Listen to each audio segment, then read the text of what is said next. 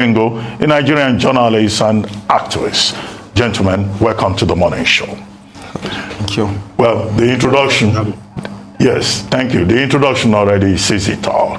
This ongoing attack on independent media by the APC Presidential Campaign Council, specifically Mr. Dele Alake and Mr. Bayo Ononuga, although they claim to be speaking on behalf of everybody within that party. Let me start with you, David Ndeyi, and then Agba Jalingo will also state his observations. Right. So I've had this conversation a number of times with people who are in and around the APC presidential campaign regarding why they have such a combative posture toward all forms of independent media, being that in 2014 and 2015, when they were making a successful bid for power as an opposition party at the time, they leveraged very heavily on these very spaces to achieve what they achieved in 2015, which was unseating an incumbent president for the first time in Nigeria's history. And I think we all agreed to an extent that maybe, to all intents and purposes, that was a good thing. That was a sign that democracy was being deepened.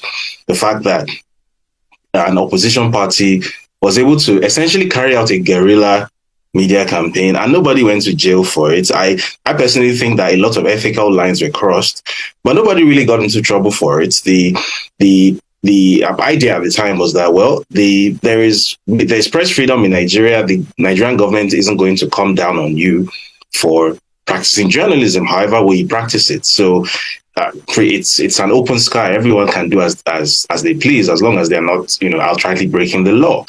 And I thought that was a good thing. So why is it that now, when the exact same thing is taking place, these people feel so threatened? And I've put this question to several people in and around the campaign, and I'm yet to get a satisfactory answer. The only indication that I get from people that I've had this conversation with is that they are simply frightened of having what they did in 2014 and 2015 done to them. And essentially, this all boils down to fear of losing power. Essentially, if you have a free and independent media that is reporting on stories that you don't want to be reported, or that is reporting them in a way that you don't want them to be reported, then it somehow threatens your base. So essentially, this all comes down to the basic assumption on the part of the APC itself and the people from the APC campaign themselves that they don't believe that they have actually done enough to deserve re-election. That the incumbent party is not confident in its own record. So it feels as if the only way that it can win this conversation and win the election in 2023 is by bullying everyone in its way and doing things that even the past administration didn't do when these guys were in opposition. And that's where I have a serious problem, because this wasn't that long ago. This was maybe 7 or 8 years ago. We all witnessed what was done in 2014 and 2015. I worked in the marketing industry at the time, so I had a front row seat to see what was done in media, in advertising, in PR, in experiential marketing, all sorts of things that were done by the then opposition. I mean, at the time, I remember we had, to the extent of there being satirical TV shows, and cartoon shows, puppet shows, ridiculing the then president. Nobody got into trouble for that. There was no furious press release coming out from the presidency or from the PDP campaign then having a go at anyone for essentially practicing some form of independent journalism. Everybody was free to do what they wanted to do. I think we all agreed that this was some kind of expression of the deepening of democracy. I know you yourself were actually part of that administration at the time. And as I recall, even though you had a series of, backs and forths with the then opposition, it never got to the point of actually telling them, stop doing your job, or you trying to dictate to them how they should do their job. Because at the end of the day, journalism is a very subjective thing. People practice journalism in the way that they see fit. There is no universal standard for what constitutes journalism. So I find it very funny. And I think it's also a self-indictment on the part of the APC's presidential campaign that they feel that the existence of independent media that is not under their control, and the desire of such media platforms to simply ask questions of their candidates somehow is a threat to them, that they have to come out with all this fire and fury, sending out myriad statements, leveraging all their media assets, newspapers, TV stations, to pump out this narrative that some set of people are somehow having a go at our candidates for some nefarious reasons or something. Meanwhile, all anyone wants to know is, can your candidate please come and present himself to the people that he intends to govern, that he wants to govern? Can he answer these questions? Because at the end of the day, your candidate is not applying to become the president of the APC or to become the president of Dele Alake and Bayo Onanuga. Your president is applying to become the president of Nigeria, which means everyone in Nigeria, including those of us having this conversation. So if he's going to be our president, whether or not we even vote for him, assuming he wins the election, then that means that we have every right to ask certain questions. That means we have every right to demand, not ask, demand that he presents himself to answer questions. He presents himself for scrutiny. That's a normal thing. So I think it's only in Nigeria that I've seen it where a job seeker or people speaking on behalf of a job seeker are angry that the employers are asking the job seeker to come for an interview. Okay, Agbajalingo, over to you. Well, I want to add to what David said by saying that even in 2019, while we were preparing for the presidential elections, I remember very vividly on one of the TV stations here where Mr. Dele Alake also mentioned that President Buhari then was not going to participate in the presidential debate.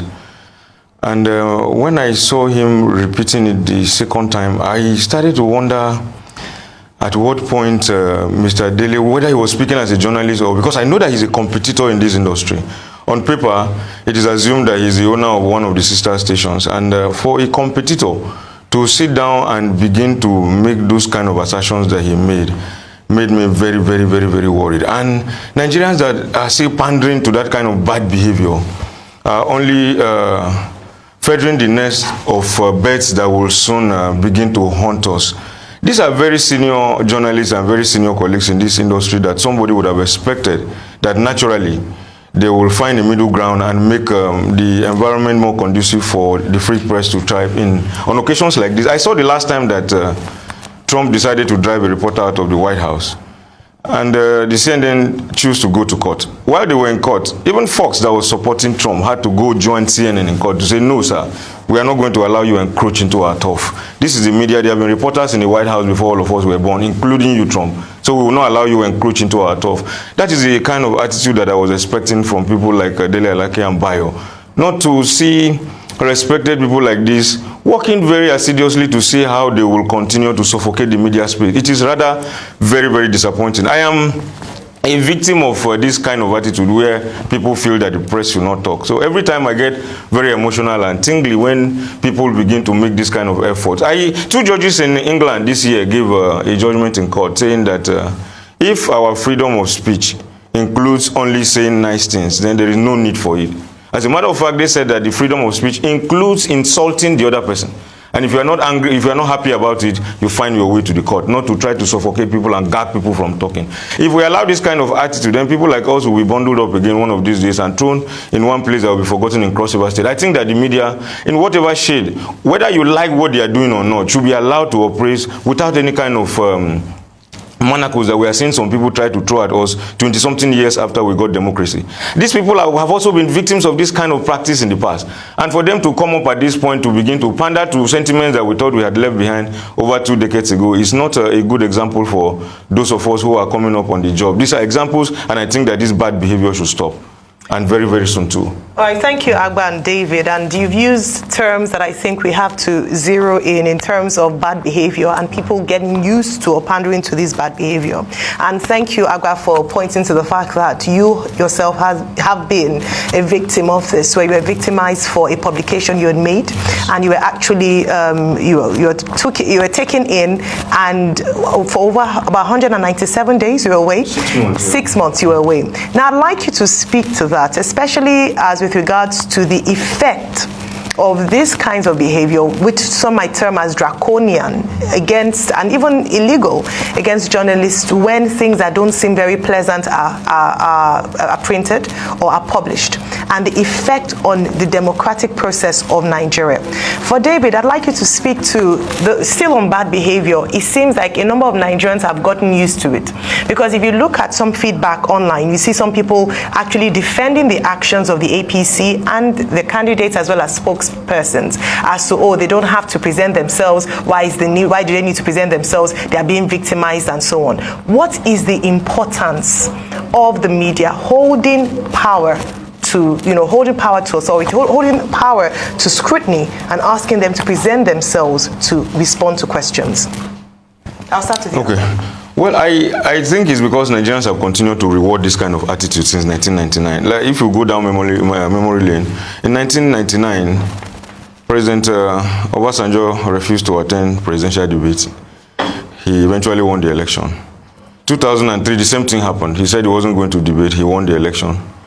President Jonathan also avoided one of the debates in preference for another. He also won the election. And Buhari came again and also decided that he wasn't going to participate in the campaigns.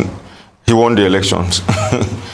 Maybe they are seeing it as a pattern for them that we ignore them. That is not how to win elections. If you have enough money to share for people, they will always go to the booth and vote for you. But I think we need to begin to look at the morality, the suitability, and of a political debate. Since the 1960 famous debate between Nixon and JF Kennedy, till today, I think that has, in some countries, it has even been given legislative backing for people to make sure that whoever is asking for that top job comes to face the employers to ask them questions. And so whoever is still working against this kind of practice in Nigeria, I think should be considered as an enemy of democracy. Because if that is the case elsewhere, then Trump would have arrested everybody in CNN and locked them up because of the way they were dogging after his heels every other morning. The worst he could do, okay, he kept calling them fake news until he left power.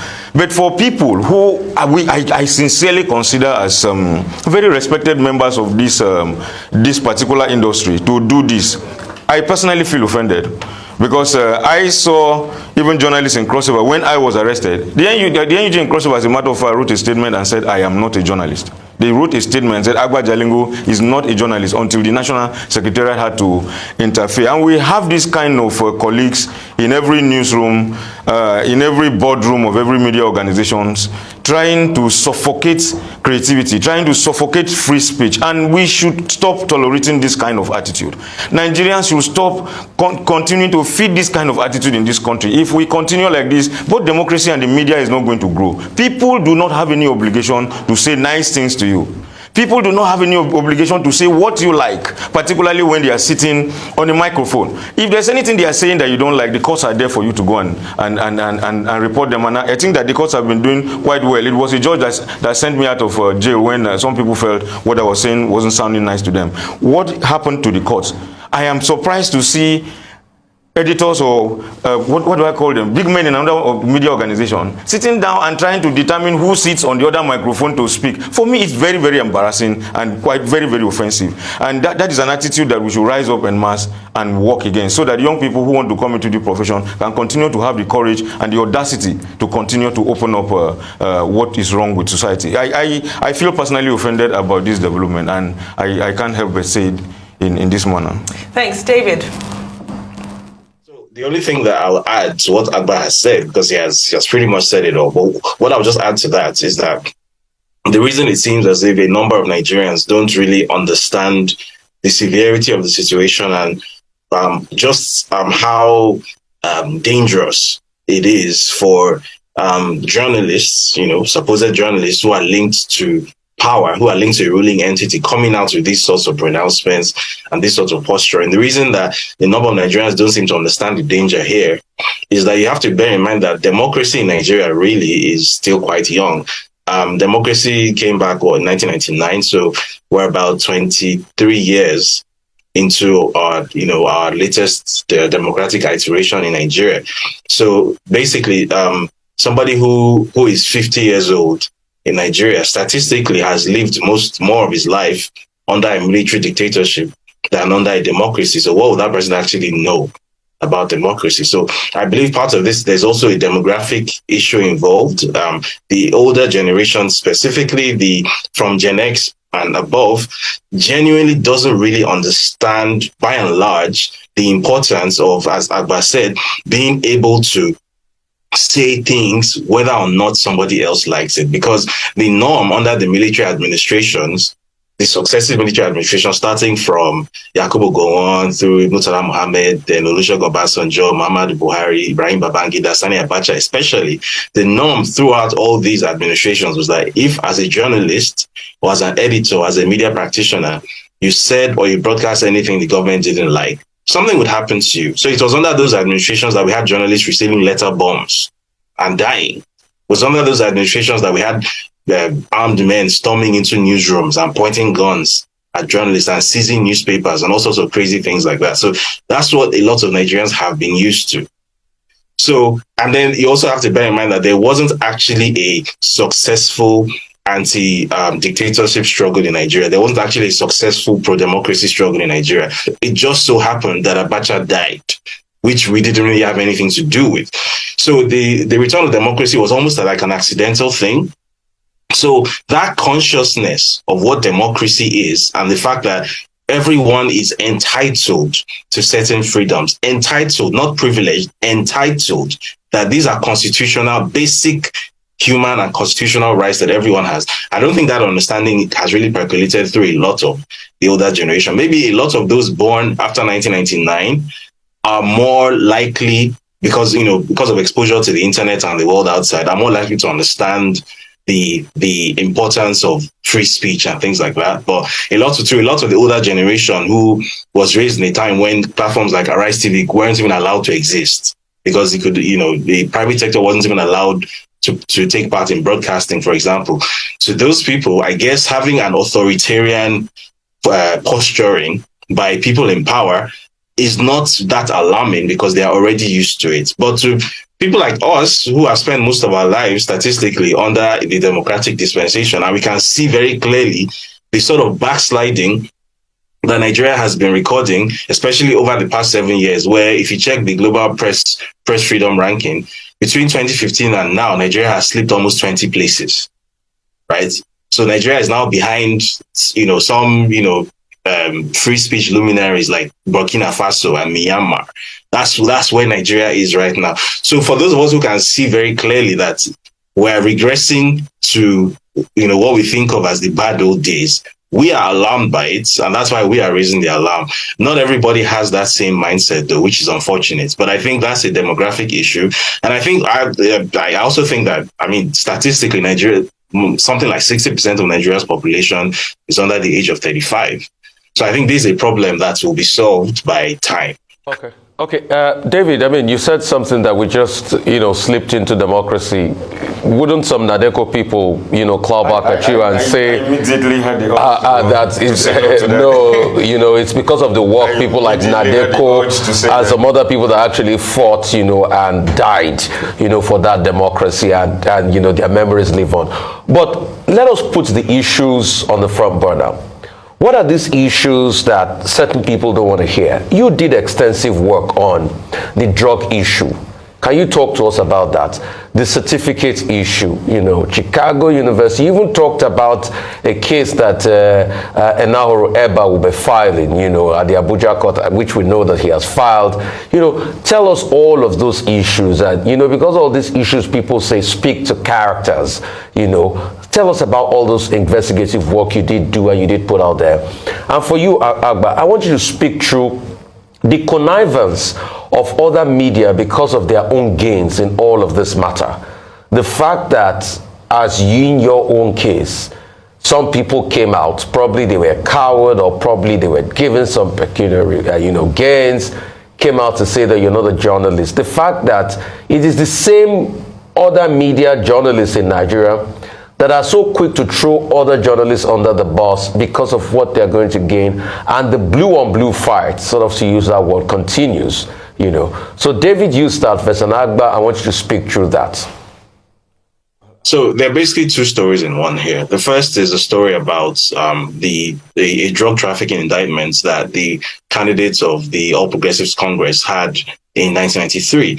And as I've appeared on this show before to speak about this case, anyone who hasn't read the case files can easily Google them and find them. They are everywhere now. These case files have been sourced from the U.S. District Courts of Eastern District of Illinois, the Northern District of Illinois Eastern Division.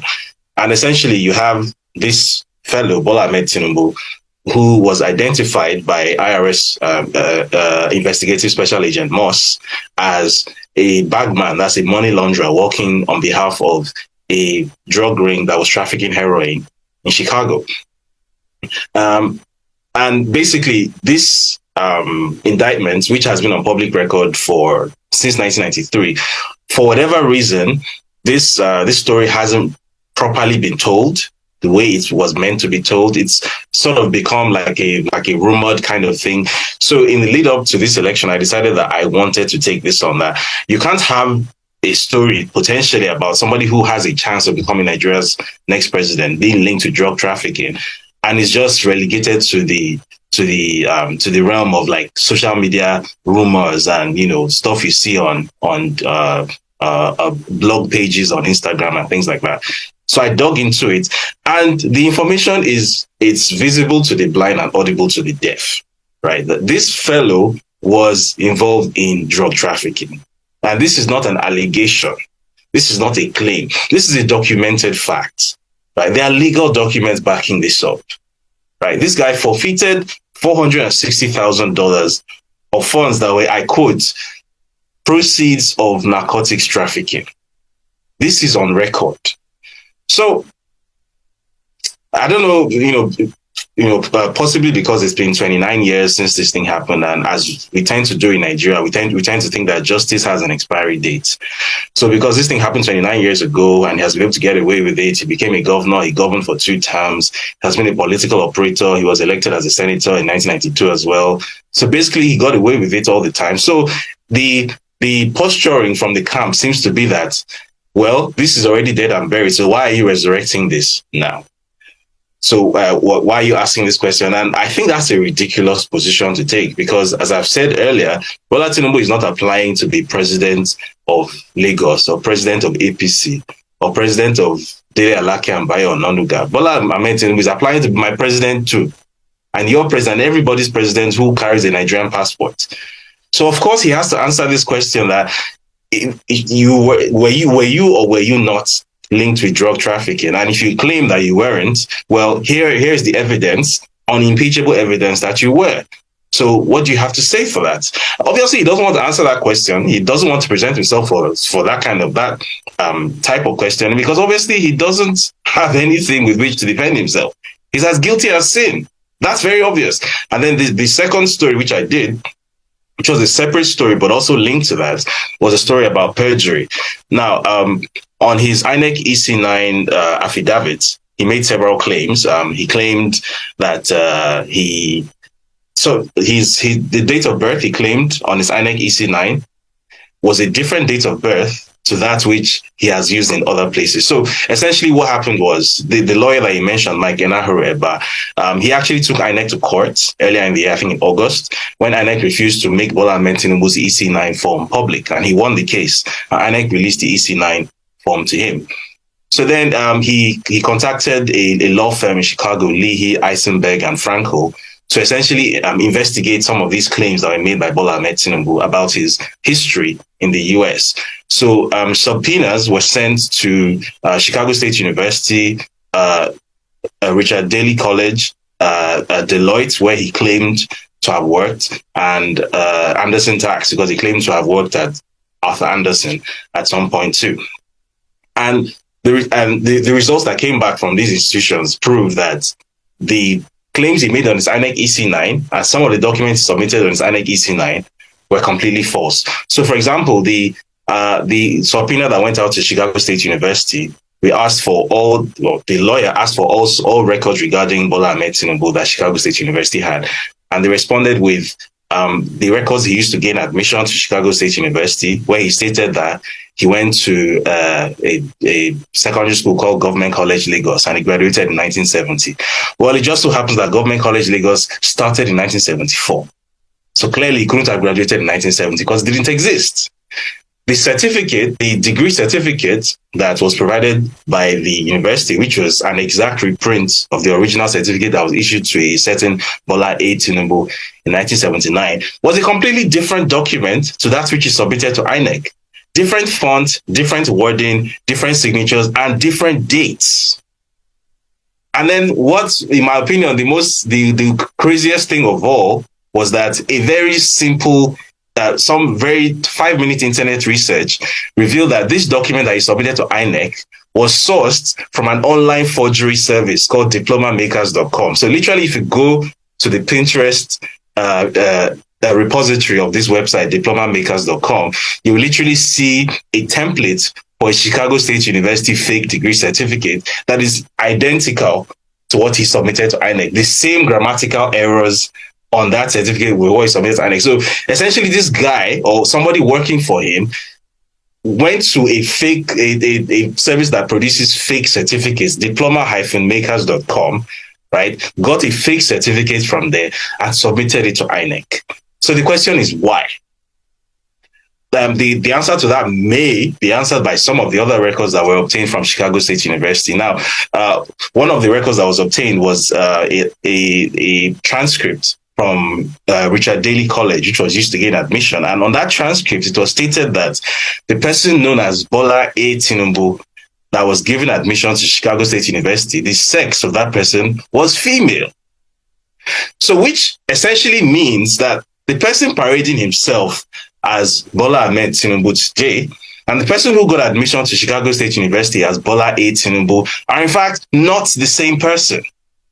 That person also claimed to have a different nationality. That person claimed to be Black American. Tinubu on his INEC EC9 claimed that he has no nationality except Nigerian. So there are so many questions to answer. There's the basic issue of perjury, which, by the way, is a criminal offense. You can go to jail for that. There's the issue of falsification of documents, forgery. There's the issue of identity theft. There's the issue of non-declaration of supplementary nationality. And then there's the issue of the false claims of having gone to Government College, Lagos, which didn't exist when it came to graduating. And just to quickly close on this, the subpoena that went out to Deloitte, the response that came back simply said, we do not know this person. This person has never worked for us. We have no record here. So if you recall, and let me just quickly close with this, his most recent media appearance, where he was asked, how did you make your money? All of a sudden, he made no reference to Deloitte this time around, which is a story has been shopping around for decades. Okay, these are questions. All right, David, thank you so much for putting the issues out there, because we deal with the issues. I'm sure his campaign council will react to all of this that you've put down. They're going to make their own robust reaction as right of reply. Agba, the question I asked you. Yeah, in the press today, I think there's a hunting expedition. There are some people who feel like the adjutants and the superintendents of the industry, and once you are not bowing to their line, you are either considered not to be a journalist or you are considered incompetent, because they feel that they are the foundation of this particular profession in Nigeria. But that is expected, because it's not only happening in journalism, it's part of the professional politics that you face in every office out there. People don't just like some others when they are beginning to make headlines or getting some popularity that they don't have. They come after you and begin to question your credibility, not because they think that what you are doing is wrong, but just deliberately because they want to pull you down. It is not a new thing. Even from the time of Jesus, they have to look for one of you. It is the journalists that those who are looking for you will use to come after you. Most of the people that they have used to come and arrest me were my colleagues.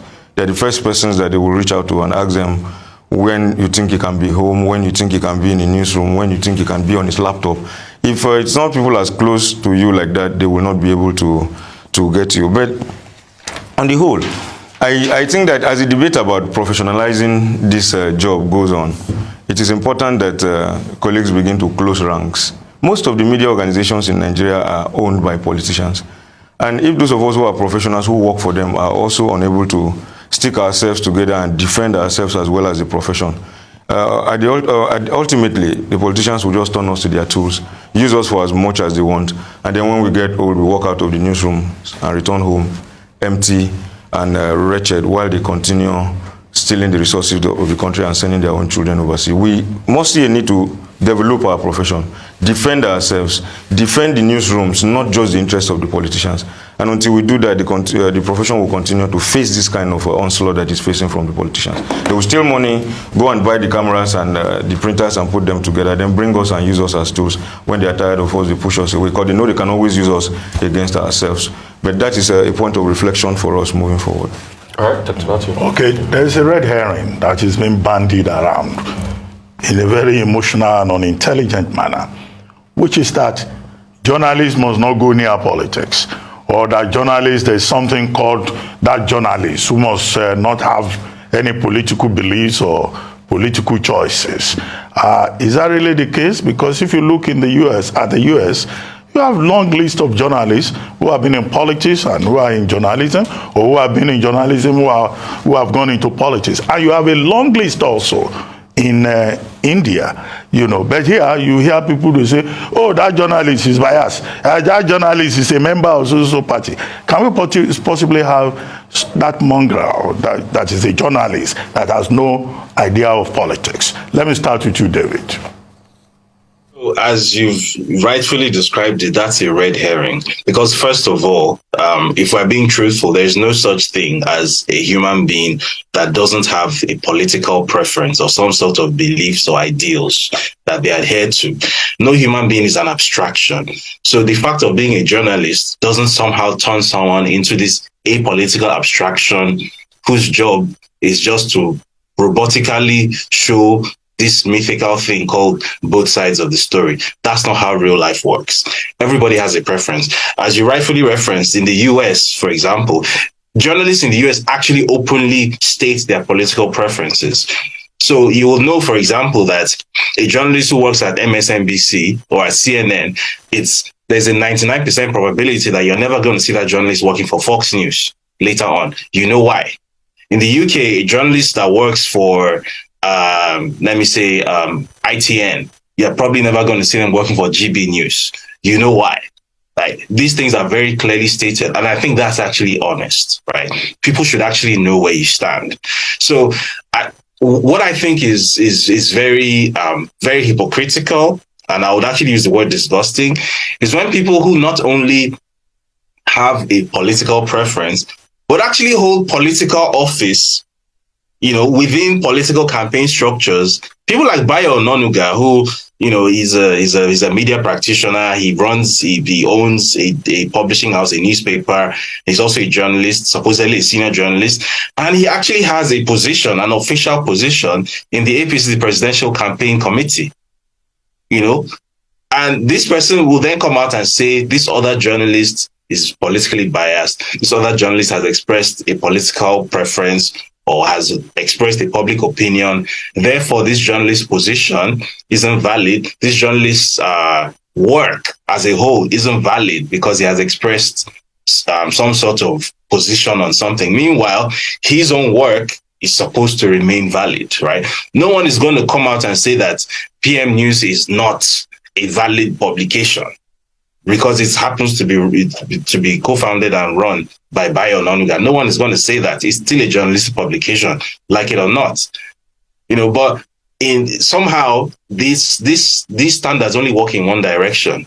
They don't work both ways. So I'm going to set these arbitrary standards, which are based on absolutely nothing for you, right? And I'm going to attempt to sort of set the narrative for you and fix these parameters within which you can operate in. Nobody gave me that power. Like, there was no meeting where it was decided that I am the gatekeeper. I'm the one who gets to make these decisions for anybody. I've just woken up on some side of my bed and arrogated this power to myself, and I've opened my mouth and I've started making these pronouncements. But you are not allowed to use the same standards of me because somehow I am above you. Somehow, as some sort of senior, you know, journalist of the realm, these standards do not need to apply to me. I am special. I have a big problem with that, right? Because at the end of the day, what is journalism? The basic essence of journalism, or the fourth estate, is to tell stories that hopefully hold power accountable, right? That's essentially what I think. When you come into the profession, that's what you are essentially trying to do. If you are mission driven, if you are purpose driven. So if in the process of doing that, you have some sort of political affiliation that you think will help the cause of the mission that you're trying to accomplish, or you have some sort of political preference, or you express some sort of political preference, I don't see what that has to do with the validity of your work. I really don't see it, especially coming from people who because I'm going to keep on making reference to the 2012 to 2015 period. These are people who they when they were in opposition, they did things that I had never seen a media ecosystem in Nigeria do before. I've never seen things like that before. And again, I believe that a lot of ethical lines were crossed. I would go as far as to say a few legal lines were probably crossed as well. I saw these people do a lot of things, and I saw it firsthand because I worked in the same industry. We're in the same rooms. We had the discussion. I mean, I was nobody then, so I just happened to be a fly on the wall. But I saw these things firsthand. So seeing the same people coming out 7 years later and trying to present themselves as some sort of senior gatekeepers of the profession, and they are the ones who get to decide with which parameters everybody else gets to operate, and they are the arbiters of what journalistic morality and ethics are. I'm sorry, I do not believe that. I have a big problem with that. If anybody is going to lecture journalists about neutrality, about objectivity, it definitely shouldn't be the likes of David Alaki and Bayo Ononuga. Okay, Agbaja Lingo, we have just a few minutes to go. I think neutrality is a utopia.